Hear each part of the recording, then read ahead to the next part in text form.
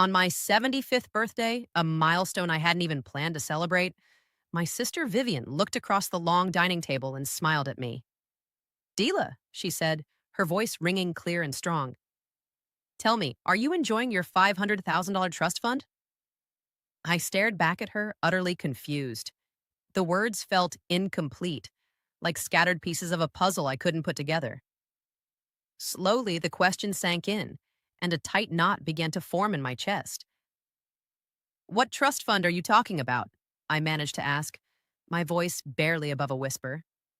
My son Reggie dropped his fork. My daughter in law Chelsea turned pale as a sheet of plaster. Both of them looked as if they wished the polished marble floor of their suburban estate would open up and swallow them whole. Then Vivian turned her gaze on them, using that firm, no nonsense tone I knew so well from her corporate days. What did you two do with the money? She demanded. The silence that followed wasn't ordinary. It was heavy. It was guilty. It was the kind of silence that screamed the truths no one wanted to hear. That night, the air in the house didn't smell like a birthday celebration. It smelled like a goodbye.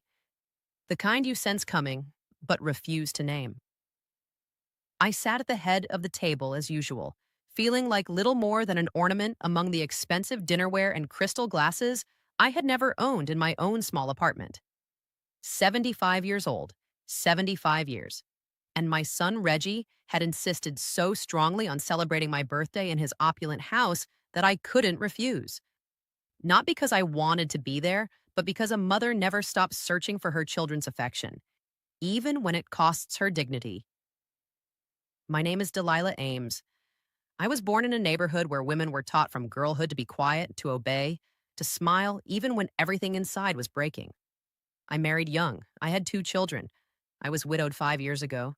And since then, I've lived alone in a cramped one-bedroom unit in a place called The Heights, surviving on a small Social Security pension that barely covers my groceries. Reggie lives in a 3-story house with a sprawling lawn and a pool. Chelsea, my daughter-in-law, wears designer clothes and leases a new SUV every 2 years. My grandchildren attend private preparatory schools where the monthly tuition costs more than my rent for 3 months combined. I always believed they had simply worked incredibly hard, that they deserved it all, and that I had no right to ask for anything because I'd already done my part by raising them. But that night, when Vivian spoke those words, something inside me finally broke. Or perhaps it simply woke up. Vivian Ellington is my younger sister. She's 70 years old and lives 2 states away. She's successful, running her own consulting firm, traveling the world, wearing tailored suits and French perfume. We don't see each other often, maybe once or twice a year. It's not because we don't get along, but because our lives took completely different paths. She built an empire. I built a family, or so I thought. Vivian arrived that night with a gift wrapped in gold paper and a bottle of fine wine that surely cost more than my month's worth of groceries. She gave me a strong hug like always and told me I looked good, though we both knew it was a lie. I was thinner, more tired, dimmer. She sat next to me and began talking about her trips, her projects, and life in general. Reggie and Chelsea offered strained smiles from across the table. My grandchildren were upstairs in their rooms, probably glued to their phones. The conversation was superficial and awkward, filled with long pauses no one knew how to fill. Then Vivian poured herself more wine, looked at me with that focused expression she always had when she was about to say something important, and said, "Dyla, I've been curious about something for a long time." I nodded, having no idea what was coming. Are you enjoying your $500,000 trust fund? She asked casually, as if she were asking about the weather. The world stopped. My ears buzzed. $500,000. A trust fund. I didn't understand a thing.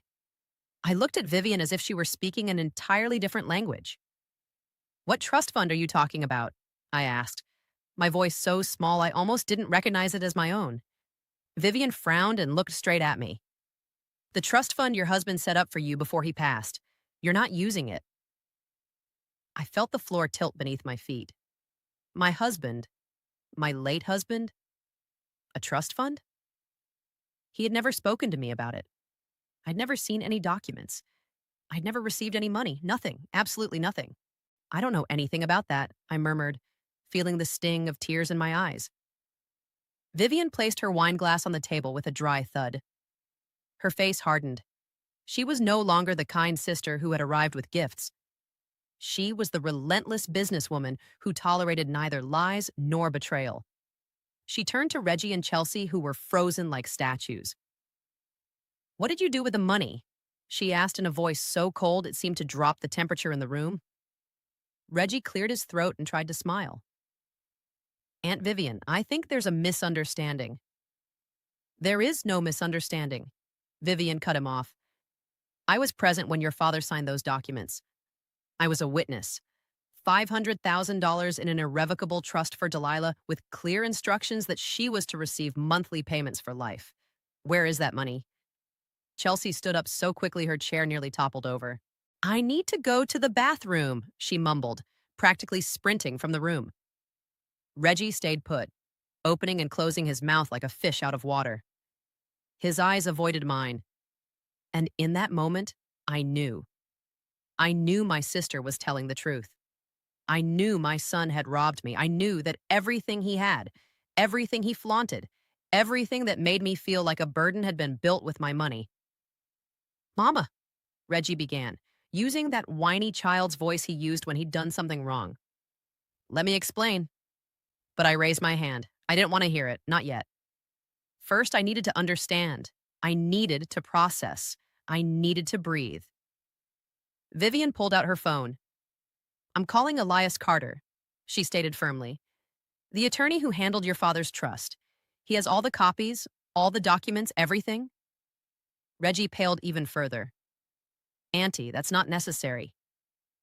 "Oh, yes, it is necessary," Vivian replied, already dialing the number. I remained seated, staring at my untouched plate. My head was spinning. My husband had left me $500,000. $500,000. I'd been living on less than $800 a month, skipping meals, wearing worn-out clothes, feeling like a burden to my son. And all that time, he had my money. Tears began to fall. I couldn't stop them. They weren't tears of sadness. They were tears of rage, humiliation, and a betrayal so profound it fractured my soul. Vivian ended the call and placed her hand over mine. "Elias is coming here," she said softly. "We're going to fix this, I promise you." Reggie remained frozen, his face flushed and his forehead sweaty. Chelsea hadn't returned from the bathroom. The birthday celebration, which was supposed to be a party, had turned into a trial.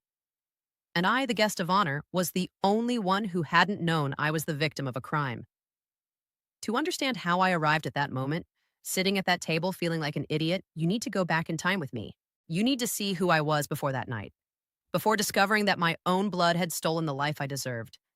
I had always been the invisible woman, the one who served the coffee but never drank it, the one who cooked for everyone but ate the leftovers, the one who listened to everyone's problems but never spoke of her own.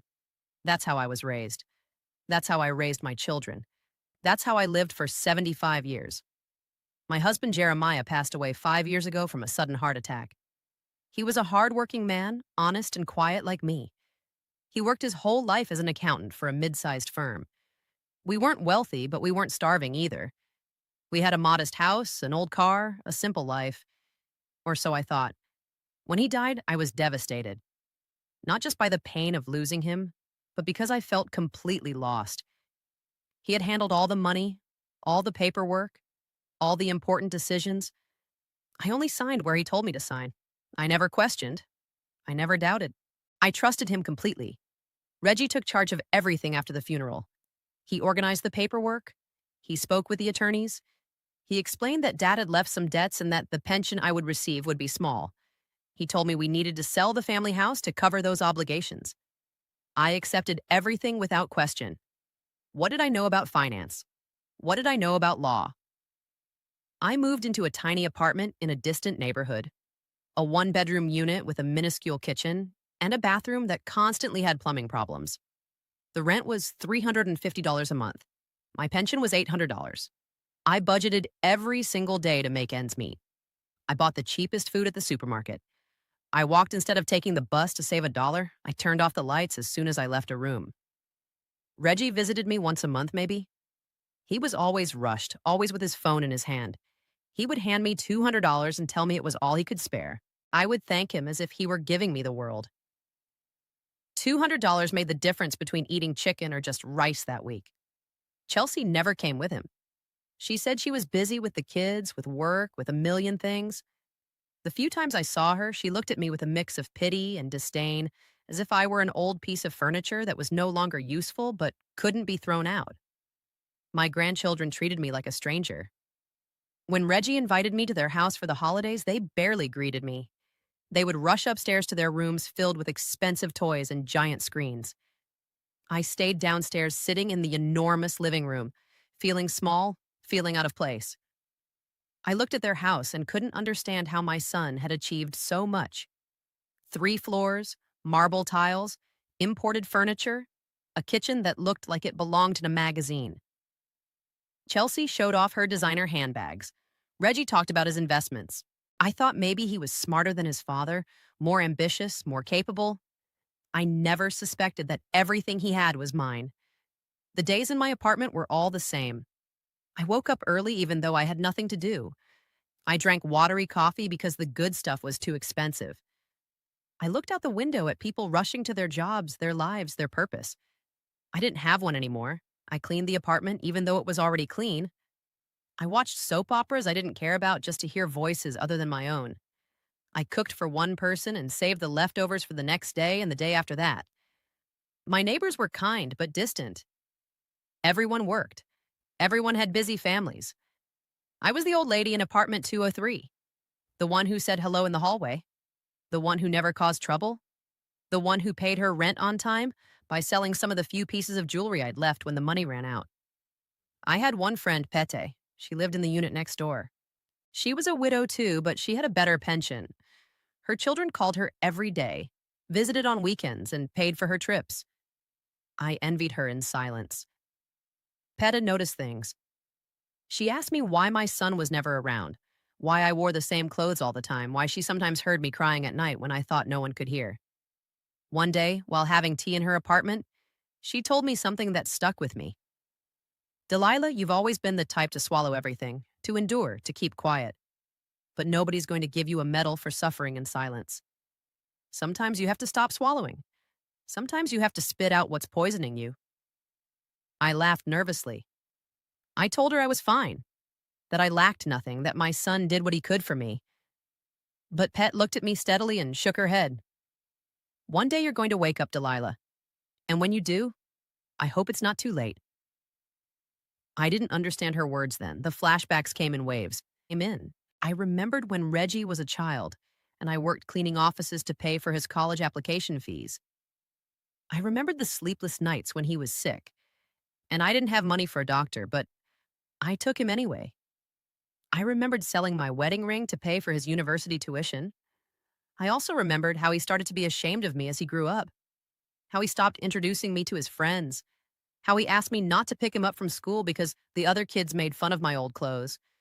Like when he married Chelsea and they sat me in the last pew of the church as if I were just another guest, not the groom's mother. I always told myself it was normal. Children grow up and drift away. That I had to understand I couldn't be a burden. That word, burden. How many times had I heard it? How many times had I told myself, I don't want to be a burden. I can't ask them for more. They've done enough for me. I'm fine alone. Lies. All lies I repeated to myself so I wouldn't have to face the truth. The truth that my son had emotionally abandoned me long before he stole my money. The truth that I had allowed myself to be treated like trash because I believed that was love. That was being a good mother. The weeks leading up to my birthday were strange. Reggie called me more often than normal. He insisted I come to his house for the celebration. He said Chelsea was preparing something special, that the children wanted to see me. I accepted, thrilled. I thought that maybe they were finally including me, that maybe they were finally seeing me. Petty helped me get ready that night. She lent me a nice shawl, styled my hair, and told me I looked beautiful. But she also said something else, something that sounded like a warning. If anything feels off tonight, don't stay quiet. You are worth more than you think. I laughed. I told her to stop worrying, that I was just going to have dinner with my family, that everything would be fine. But as the rideshare drove me toward Reggie's house, something in my stomach churned. A feeling I couldn't name, as if my body knew something my mind still didn't want to accept. I arrived and the house was brightly lit. Soft music, the smell of expensive food. Reggie opened the door with a huge smile. Too huge. Chelsea greeted me with a kiss in the air beside my cheek. Too sweet. The children came down to give me a quick hug before disappearing again. Too rehearsed. Everything was too much. I sat at that enormous table, feeling lonelier than I did in my empty apartment. And then Vivian arrived. My sister, whom I didn't know would be there, whom Reggie clearly didn't expect. The one who held the key to unlock the box of lies he'd so carefully built. Everything began to twist 3 weeks before my birthday. Although I didn't know it then, I was still living my usual life.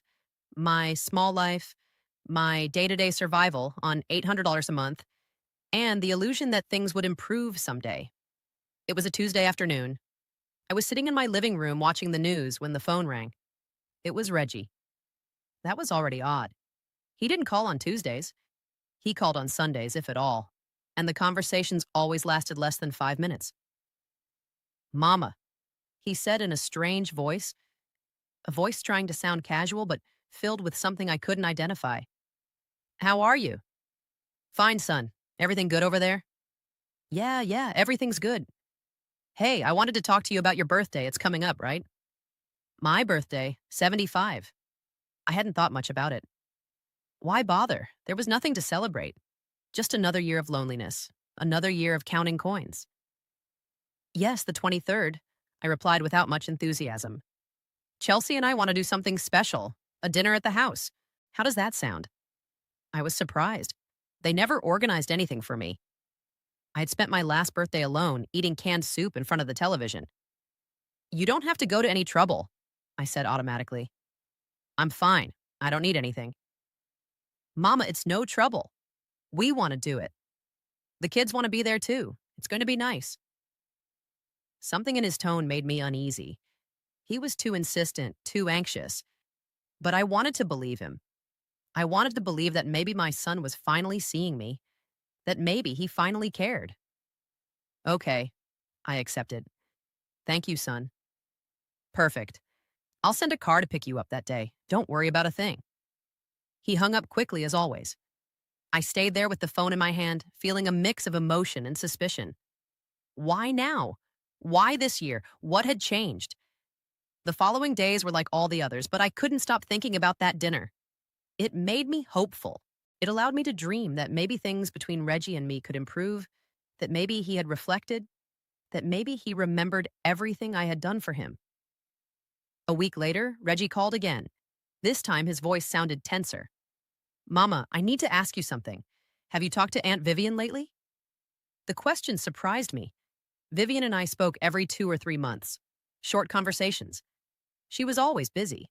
I never had much to tell. No, I haven't spoken to her in about 2 months. Why? No reason, just curious. Hey, about the dinner? It's better if it's intimate. Just us, close family. How does that sound? Of course, son, whatever you want. But something about that conversation left me uneasy. Why was he asking about Vivian? What did she have to do with my birthday? Pet noticed my concern. She always noticed everything. We were having tea in her apartment when I mentioned it. He says he wants to have a dinner for my birthday, I told her, but I don't know. He sounds weird, nervous. Petty put her cup down and looked at me seriously. Delilah, do you trust your son? The question hurt. He's my son. Of course I trust him. Even though he never visits you, even though he has you living on less than he spends on tips, even though he lives in a mansion while you count pennies to buy bread, he does what he can for me, I defended him. I always defended him. It was my job. It was what mothers do. And what if he's not doing anything for you? What if he's doing everything against you? Don't say that, I begged, feeling tears threatening to spill. Reggie is not like that. Pet sighed. She took my hand. Delilah, listen to me. You are a good woman. Too good. And good people always end up being trampled by those who have no scruples. I'm not saying your son is evil. I'm just telling you to open your eyes. Don't swallow everything they tell you without chewing first. Her words floated in my head for days. I tried to ignore them. I tried to convince myself that she was wrong, that she was bitter, that she was projecting her own problems onto my life. But at night, when I couldn't sleep, I started asking myself questions. Why was Reggie living so well if I had been left with nothing? Why had my husband left me only that miserable pension if he had worked for 40 years? Why had Reggie handled all the paperwork without letting me see anything? One afternoon, I decided to search. I didn't know exactly what I was looking for, but I needed to find something. Anything. I took out the box of documents I'd stored in the closet. Old papers, paid bills, photos, memories. At the bottom, there was a folder with some documents from my husband's funeral, receipts, certificates, a letter from the attorney who handled everything. The letter was addressed to Reggie. It said something about finalizing the estate's affairs, but nothing specific. Nothing I could understand. There was a name, Elias Carter, attorney at law with a phone number. I held that paper for a long time. Should I call? What would I say? What right did I have to interfere in things that Reggie had already resolved? But Petty's words echoed. Open your eyes. Don't swallow everything. I put the paper in my handbag. I didn't call that day or the next, but I carried it with me as if it were a bomb I didn't dare detonate. The Friday before my birthday, Reggie showed up at my apartment without warning. That never happened. He never came without calling first. He knocked on the door and I nearly jumped out of my skin. Son, what a surprise, I said, opening the door. He walked in, looking around as if it were the first time he'd ever visited. As if he'd never seen the poverty I lived in. As if he'd just realized how miserable my life was. Mama, I need to talk to you, he said without sitting down.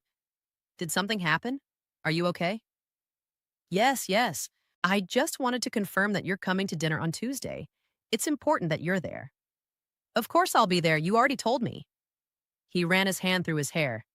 He was sweating, even though the apartment was cool. And you haven't talked to anyone?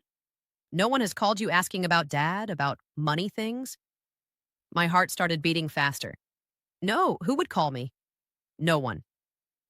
I'm just asking. Sometimes there are scammers who call widows saying there are inheritances or things like that. If anyone calls you, don't pay attention to them and let me know immediately. All right, son.